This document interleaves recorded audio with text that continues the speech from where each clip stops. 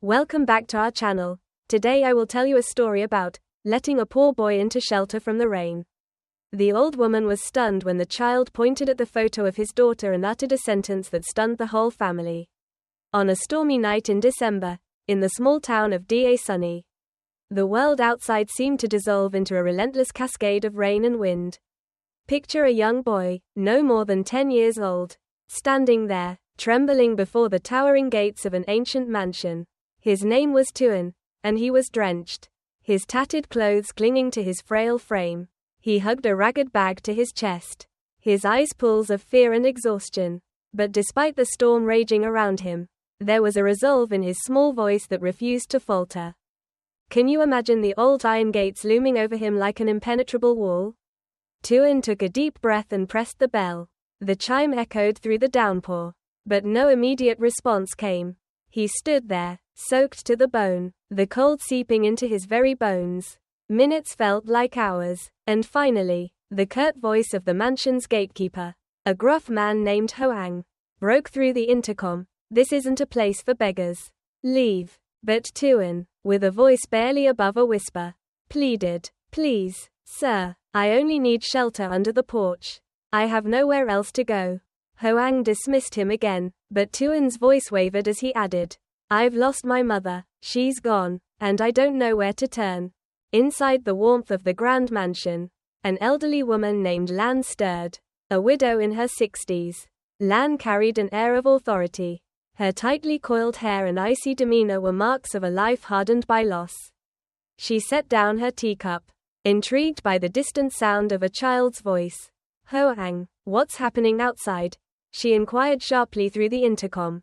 "It's just a stray boy seeking shelter, Mom. I was sending him away," Hoang replied dismissively. Lan paused, her fingers drumming on the armrest. The storm outside showed no sign of relenting, and something about the boy's voice unsettled her. "Let him in. He'll freeze to death out there," she ordered. Hoang hesitated but obeyed, and the gates creaked open. Tuan staggered inside, his small feet leaving muddy imprints on the pristine stone pathway leading to the mansion. The grandeur of the house left him momentarily awestruck. But soon, exhaustion took over. A servant ushered him into the living room, where Lan awaited. Tuan stood, dripping and shivering, as Lan regarded him with a mixture of suspicion and curiosity. Her voice was firm but not unkind. "What's your name, boy?" "Tuan," he replied, barely audible. "And why are you out in this storm?" "Tuan, where is your family?" His voice broke as he recounted his story, the words tumbling out in a rush. His mother had gone away to work but never returned. Lost and starving, he had wandered until he found himself here. Lan's stern demeanor softened slightly as she gestured for a servant to bring the boy some warm milk and bread. As Tuan sipped the milk, his eyes darted around the room, landing on a large portrait of a young woman with kind eyes and a melancholic smile. "That's my mother," Tuan whispered, pointing to the portrait. Lan's heart skipped a beat. The woman in the painting was Hoa, her estranged daughter who had left home 10 years ago and never returned. Lan's voice turned sharp as she demanded, "How do you know her?" Tuan's small hands reached into his bag, pulling out a worn silver bracelet. "She told me to find you if she didn't come back. She said you'd know this was hers."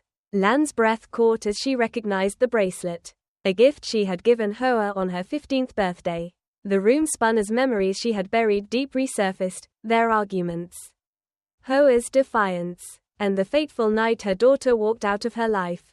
For years, Lan had steeled herself against the pain of Hoa's absence.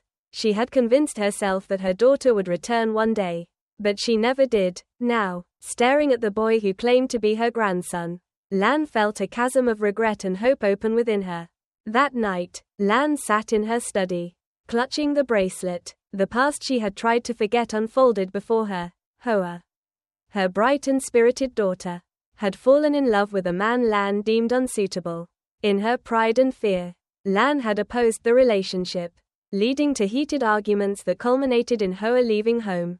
Tuan's arrival dredged up more questions than answers.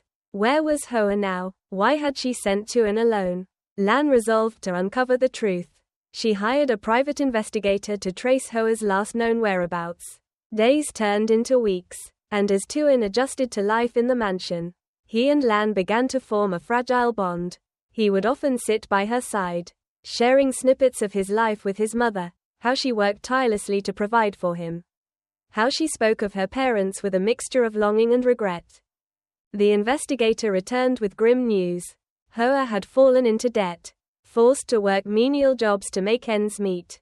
Witnesses reported seeing her coerced by a loan shark named Than, a notorious figure in Da Sunny's underworld. Lan's heart sank as she learned that her daughter had suffered in silence. Burdened by circumstances, she had tried to escape. Determined to protect Tuin and uncover the full truth, Lan confronted Than. The encounter was tense, with Than denying any knowledge of Hoa's current whereabouts but hinting at a tragic accident. Lan's resolve only hardened. She enlisted legal help to gather evidence against Than while continuing the search for Hoa. Months later, the search led Lan and Tuin to a small charity hospital where they discovered Hoa's fate.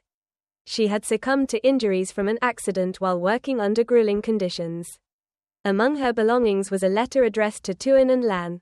In it, Hoa expressed her love and regret, urging Lan to care for Tuin and to forgive her for leaving. The letter broke Lan's heart but also brought a sense of closure. She vowed to honor Hoa's memory by ensuring Tuin had a future filled with love and opportunity. Lan established a charity in Hoa's name to support single mothers and disadvantaged children.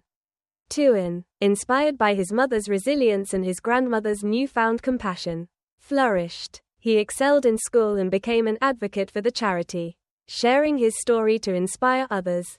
As years passed, the mansion once filled with loneliness and regret became a beacon of hope.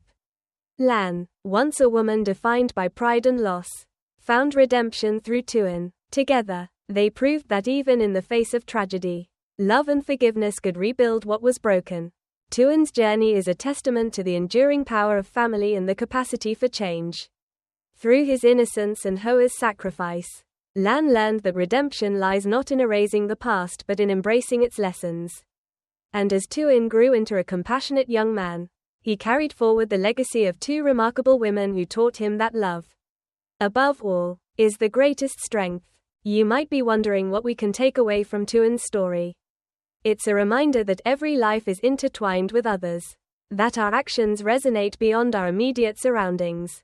Tuin's journey from a frightened boy seeking shelter to a young man advocating for change is a powerful narrative about resilience, love, and the importance of community. In our own lives, we may face storms that seem insurmountable. We may feel lost, like Tuin did, but it's crucial to remember that there's often a light at the end of the tunnel. A chance for redemption and healing.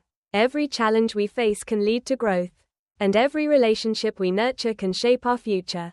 So, if you ever find yourself in a storm, don't hesitate to reach out for help. You might just find that there's a Lan waiting to welcome you in, ready to share warmth and love. And who knows, you may end up changing everything, not just for yourself but for those around you. Just like Tuin did, let's hold on to that hope, that belief in the power of connection, and strive to create a legacy of love and compassion in our own lives. Because in the end, it's not just about the struggles we endure but the relationships we build and the lives we touch along the way. Thank you for joining me in this exploration of persistence, legacy, and family. If you found inspiration in this story, I encourage you to like, subscribe, and share your thoughts below. Your support drives more meaningful stories like this. Together, let's continue to explore the power of resilience, the beauty of connection, and the importance of leaving a lasting impact on the world around us. Thank you for watching.